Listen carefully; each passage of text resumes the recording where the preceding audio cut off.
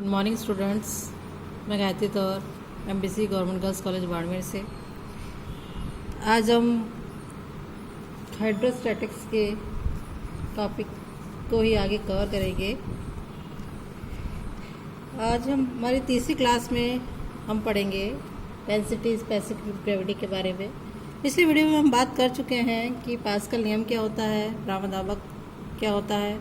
उससे पहले हम पढ़ चुके हैं तरल पदार्थ की विभिन्न अवस्थाएं, तरल के बारे में पढ़ चुके हैं, तरल के विभिन्न प्रकार के बारे में पढ़ चुके हैं, तरल दाब क्या होता है, इन सब के बारे में हम चर्चा कर चुके हैं। आज हम पढ़ेंगे डेंसिटी एवं स्पेसिफिक ग्रेविटी। इससे पहले हम पढ़ेंगे मास क्या होता है।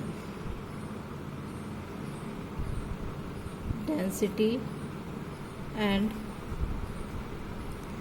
स्पेसिफिक ग्रेविटी के बारे में। घनत्व एवं आपेक्षिक घनत्व क्या होता है।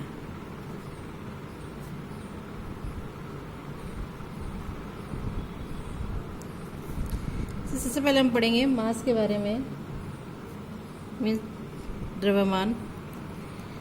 द्रव्यमान क्या होता है कि किसी द्रव्य में पदार्थ की मात्रा, किसी द्रव्य में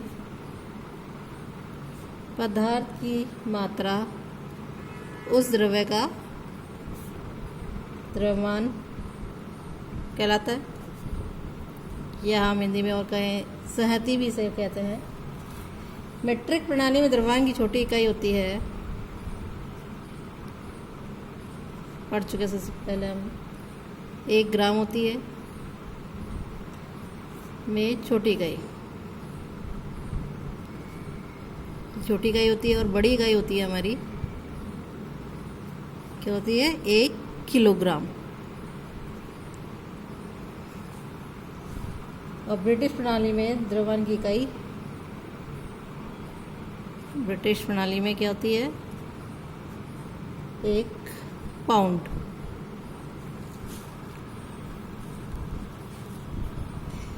अब हम बात करते हैं डेंसिटी यानी घनत्व क्या होता है। एक पदार्थ का घनत्व, इससे हम ले सकते हैं एक पदार्थ का घनत्व, उसकी इकाई आयतन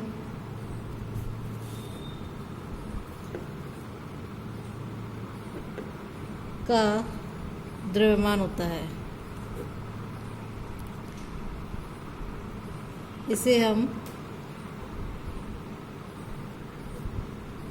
रो या सिग्मा द्वारा प्रदर्शित करते हैं। इस डेफिनेशन को हम फॉर्मूला से ले सकते हैं कि यदि किसी पदार्थ का, किसी दिए पदार्थ का द्रव्यमान कैपिटल M है, आयतन कैपिटल V है तथा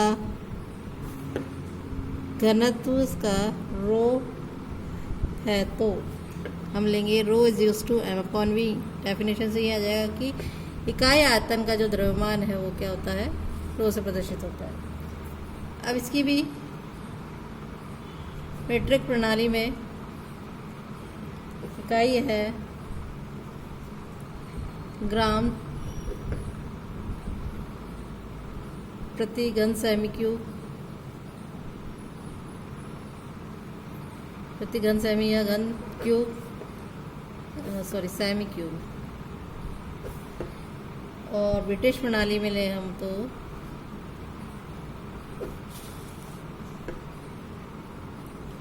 ये हो जाएगी पॉन्ड्स प्रति घन फुट या प्रति फुट क्यूब। अब यदि किसी पदार्थ की किसी भी हिस्से में के समान आयतनों, चाहे वे कितने छोटे हो, से समांगी या एक समान घनत्व वाला पदार्थ कहते हैं। और एक किसी भी पदार्थ के किसी भी हिस्से के समान आयतनों का द्रव्यमान यदि समान नहीं है तो हम उसे विषमांगी घनत्व वाला पदार्थ कहते हैं, या चर घनत्व वाला पदार्थ कहते हैं। अब एक घनत्व के पदों में हम भार को कैसे व्यक्त करते हैं कि किसी दिए गए पदार्थ का, किसी किए गए पदार्थ का आयतन v है, द्रव्यमान m है, व घनत्व जो है रो है, तथा जो भार है इसका w है। तो हम लेते हैं w = हम जानते हैं mg द्रव्यमान इंटू गुरुत्वीय त्वरण जी। यहाँ पर गुरुत्वाधीन त्वरण है और m की जगह हम यहाँ से रख दें v रो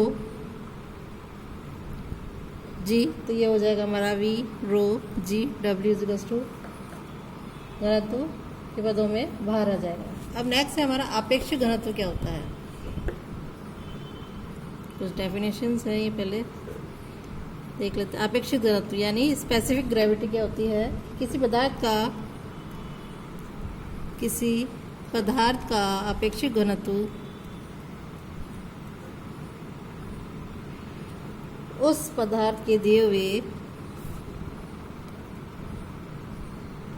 आयतन का भार तथा कहे हम आपेक्षिक तथा किसी मानक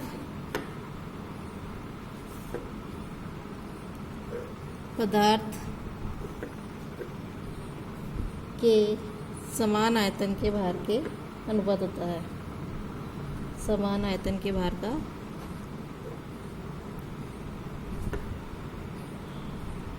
अनुपात होता है। इसे प्राय हम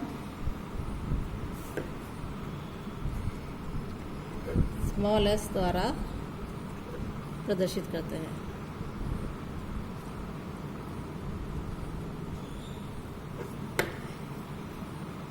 और चूँकि हम पदार्थों के भार उनके द्रव्यमानों के समानुपाती होते हैं, अतः किसी पदार्थ का आपेक्षिक घनत्व है जो उस पदार्थ के तथा किसी मानक पदार्थ के समान आयतनों के द्रव्यमानों का अनुपात होता है। इसे आपेक्षिक घनत्व को आपेक्षिक भार कहते हैं। हम आपेक्षिक भार की डेफिनेशन भी हम ले लेते हैं कि जो आपेक्षिक भार है किसी पदार्थ का आपेक्षिक घनत्व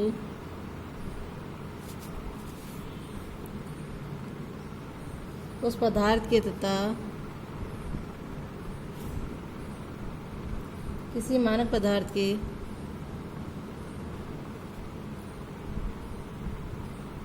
समान आयतनों के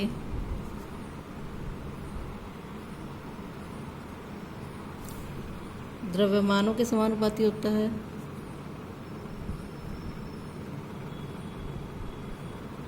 द्रव्यमानों का अनुपात होता है। आपेक्षिक घनत्व को आपेक्षिक भार भी कहा जाता है।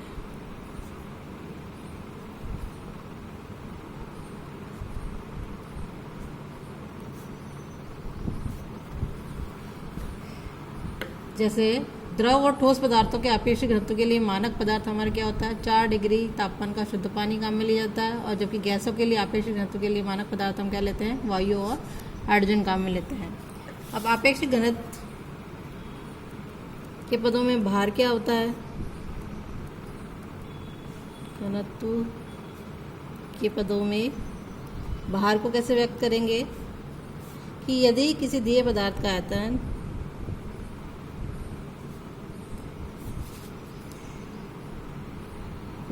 का आयतन हमारे पास v है, आपेक्षिक घनत्व s है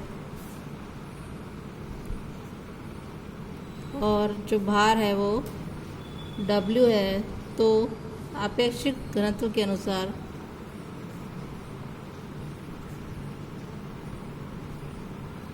परिभाषा अनुसार हमारे पास हो जाएगा जो s है वो होता है पदार्थ के इकाई आयतन का भार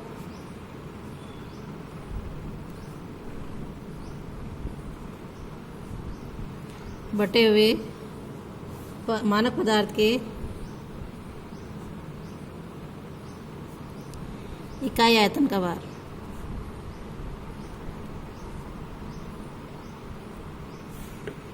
चूँकि पदार्थ के इकाई आयतन का जो भार है हमारे पास वो SW है,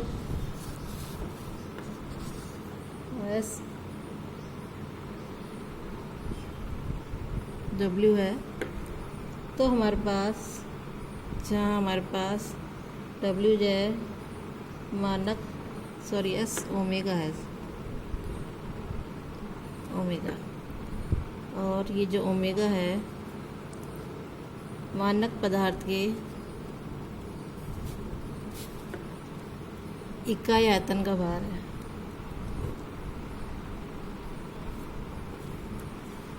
तो पदार्थ के V आयतन का भार हो जाएगा VS ओमेगा, और W जो है वो हो जाता है हमारे पास VS ओमेगा। और पदार्थ के इकाई आयतन के भार को हम नेज भार भी कहते हैं, तो या हम इसे कहेंगे नेज भार, इकाई आयतन के भार को, वो हो जाएगा हमारे पास S ओमेगा, जहाँ V बराबर एक इकाई है आयतन, नेज भार बराबर SW। अब हम बात करेंगे कि मिश्रण का आपेक्षिक घनत्व क्या होता है, वो कैसे निकालेंगे हम। मिश्रण का अपेक्षित घनत्व, स्पेसिफिक ग्रेविटी ऑफ मिक्सचर। पहले ले लेते हैं हम कि n विभिन्न पदार्थों, हमारे पास n विभिन्न पदार्थ है, पदार्थों का मिश्रण है, सॉरी, इसका हमको आपेक्षिक घनत्व ज्ञात करना है।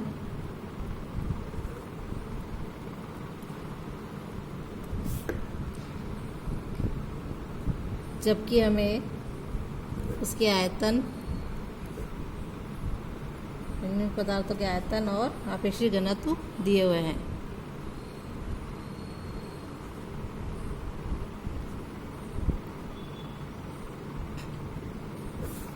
मान लेंगे, माना हमारे पास n विभिन्न पदार्थों के आयतन है,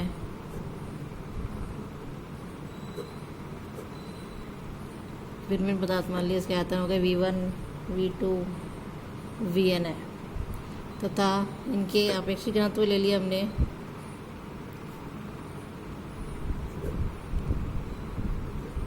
क्रमशः S1, S2 और Sn है। अब यदि हम n पदार्थों के मिश्रण का आयतन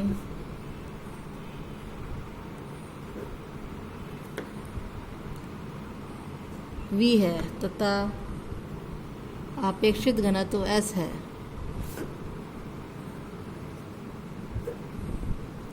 तो हमारे पास कैपिटल V बराबर हो जाएगा V1 plus V2 plus Vn। समीकरण 1 नाम दे दिया हमने। और जो मिश्रण का भार है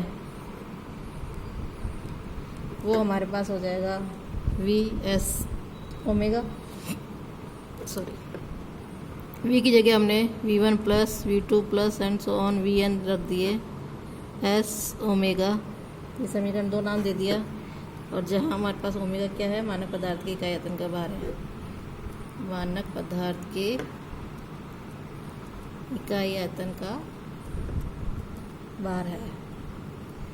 तो इस प्रकार हमारे पास मिश्रण का भार आ गया। अब विभिन्न पदार्थों के भार हमारे पास हो जाएंगे।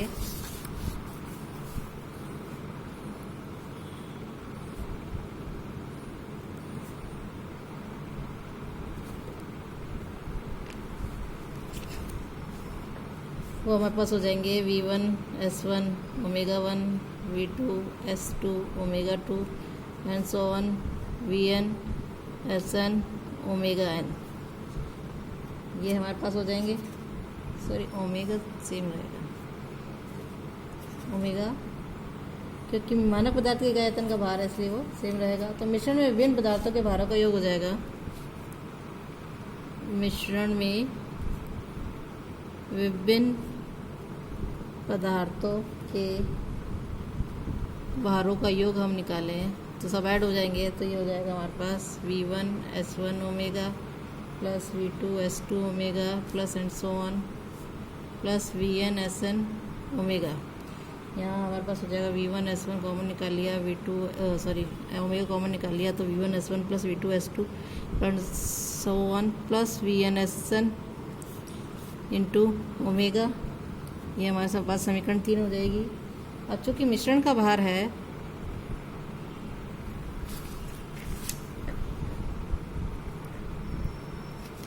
मिश्रण का भार बराबर हो जाएगा मिश्रण में विभिन्न पदार्थों के भारों को योग।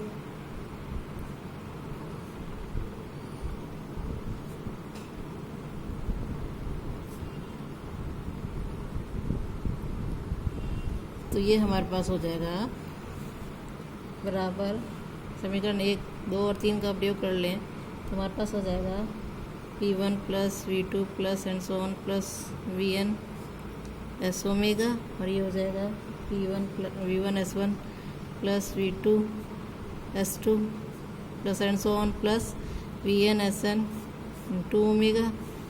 और यदि हम S निकालें तो आ जाएगा V1 S1 plus V2 S2 plus and so on plus Vn Sn omega से ओमेगा कैंसिल हो जाएगा upon V1 plus V2 plus and so on plus Vn। ये हमारे पास हो जाएगा मिश्रण का अपेक्षित भार।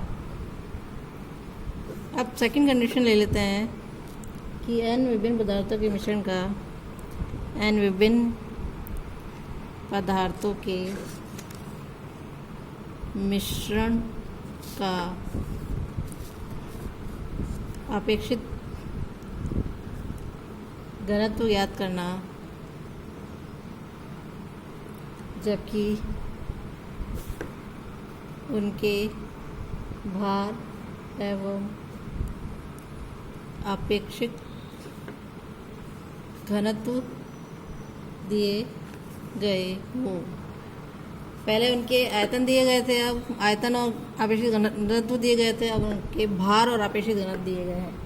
तो मान लीजिए माना n विभिन्न पदार्थों के भार हमें ले लिए क्रमशः W1 W2 and so on Wn, तथा इनके अपेक्षित घनत्व ले लिए हमने S1 S2 एंड Sn। अब यदि n पदार्थों के मिश्रण का भार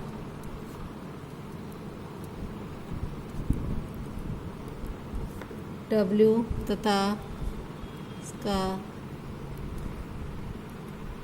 अपेक्षित घनत्व S हो तो हमारे पास हो जाएगा W = W1 plus W2 plus and so on plus Wn। समीकरण 1 नाम दे देते हैं इसे। अब यदि मानक पदार्थ के इकाई आयतन का भार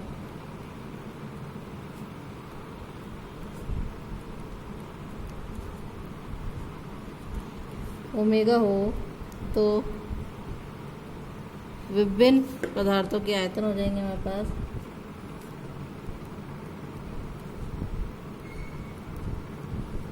हो जाएंगे W1 upon S1 omega, W2 upon S2 omega and so on Wn upon Sn omega. चूँकि हम जानते हैं कि W = V S ओमेगा होता है। अब इन पदार्थों के आयतनों का योग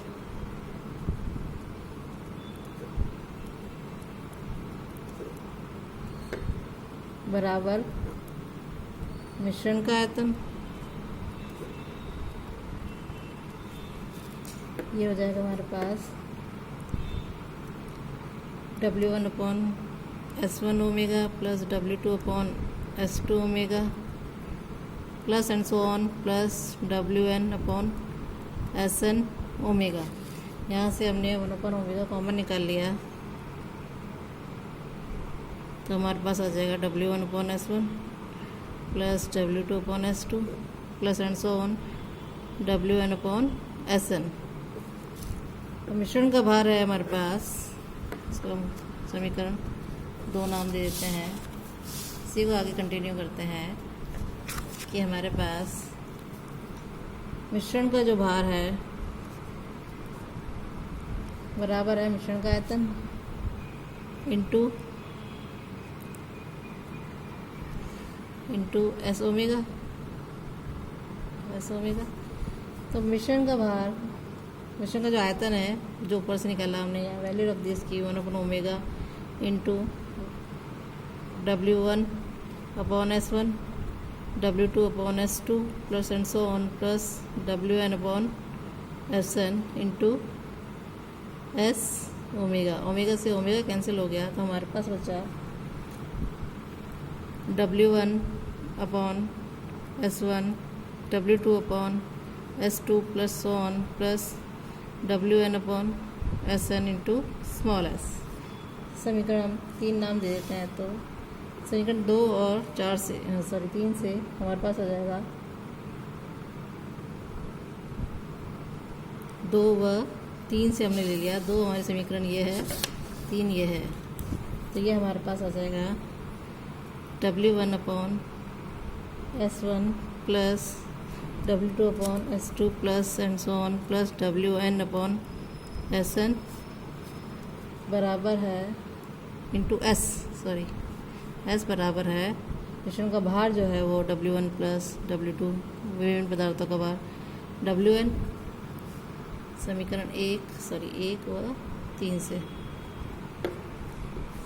तो यहाँ हमने S की जो वैल्यू निकाली वो आ जाएगी हमारे पास W1 plus W2 plus and so on plus WN upon W1 upon S1 plus W2 upon S2 plus and so on plus WN upon SN। समीकरण 4 से हमने नाम दे दिया। तो यदि हम n पदार्थों के अपेक्षित घनत्व के स्थान पर जिसके घनत्व दिए गए हों तो उपयुक्त परिणामों से अपेक्षित घनत्वों के स्थान पर हम उनके घनत्व स्थापित करके इसका मिश्रण का घनत्व भी ज्ञात कर सकते हैं। अब इससे रिलेटेड हम एक क्वेश्चन ले लेते हैं।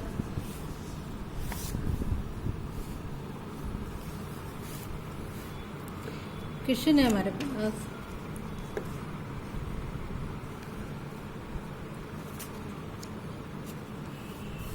कि एक मिश्र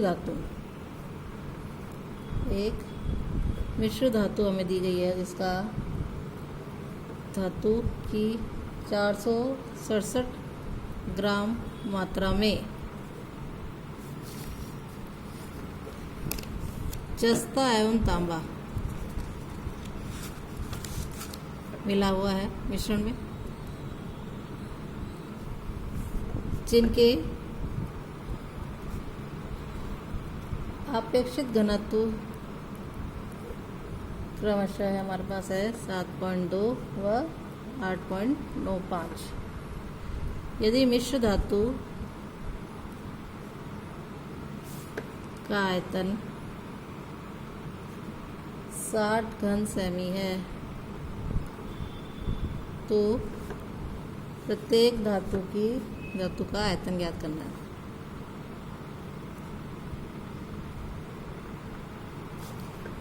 ऑलराइट, सॉल्यूशन के लिए सबसे पहले मान लेते हैं, हमने माना मिश्र धातु जो है हमें दी हुई है उसमें जस्ते का जो आयतन है वो V1 है तथा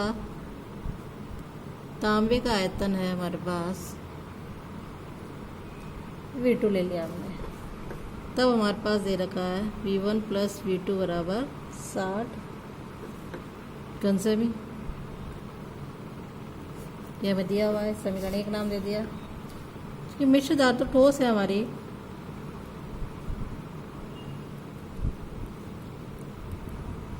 ठोस पदार्थ है तथा इसका अपेक्षित घनत्व ज्ञात करने के लिए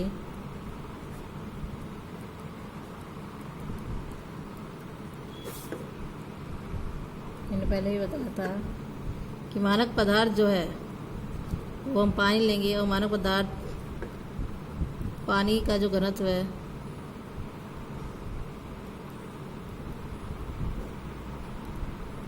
वो 1 होता है।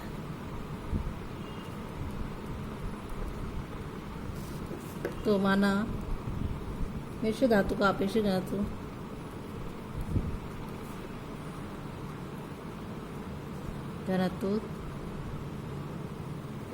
S हो तो हमारे पास S बराबर हो जाएगा, हमें दिए मिश्र धातु का 467 ग्राम मात्रा और बटा 60 दोनों का अपन आयतन जो है हमने ले लिया। अब है हमारे पास समीकरण 2 नाम दे देते हैं कि यदि जस्ते और तांबा का अलग अलग आपेक्षिक घनत्व S1 व S2 हो तो हमारे पास फॉर्मूला है S बराबर V1 S1 plus V2 S2 upon V1 plus V2। यह हमने वैल्यू रखी इसकी 467 अपॉन 60 बराबर 7.2 इंटू V1 प्लस ये दे रखा है हमको 8.95 V2 अपॉन दोनों का योग 60, और इसको हमने हल कर लिया तो हमारे पास समीकरण है बन जाएगी 60 से 60 कैंसिल हो जाएगा 7.2 V1 प्लस 8.95 V2 बराबर 467। यह आ गया हमारे पास समीकरण 3। अब समीकरण 1 और 3 को हमने हल कर लिया। समीकरण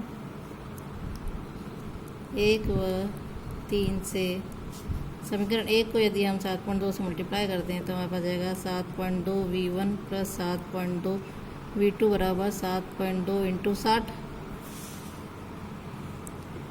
और ये दूसरी वाली समीकरण 3 है जो 7.2 V1 प्लस 8.95 V2 बराबर 467। इसमें से हमने समीकरण जो 4 बनी है, समीकरण 1 को 7.2 से गुणा करने पर ये वाली समीकरण आई हमारी, और इसको समीकरण जो 3 है इसमें से हम समीकरण 4 घटा दें तो हमारे पास आ जाएगी 6 दूनी मल्टीप्लाई कर दिया 12 43, इसको हमने घटा दिया तो हमारे पास आ जाएगी इसमें से 1.75 V2 बराबर आ जाएगा 35, और V2 के लिए हमने हल किया हो जाएगा 35 बटा 1.75, पॉइंट हटाया तो 100 पर आ गया, और इसको सिंप्लीफाई किया हमने तब हमारे पास आ जाएगा V2 की वैल्यू बराबर 20 घन सेमी, और इसके लिए हम V1 की वैल्यू रखते हैं V1 प्लस V2 बराबर 60, तो V2 की वैल्यू रख दी 20, तो ये हमारे पास आ जाएगा V1 बराबर 40 घन सेमी। तो दोनों का अलग अलग आयतन हम इस तरीके से निकाल सकते हैं। इसी प्रकार आगे क्वेश्चन भी सॉल्व कर सकते हैं इन फॉर्मूलों से। आज के लिए इतना ही। Thank you.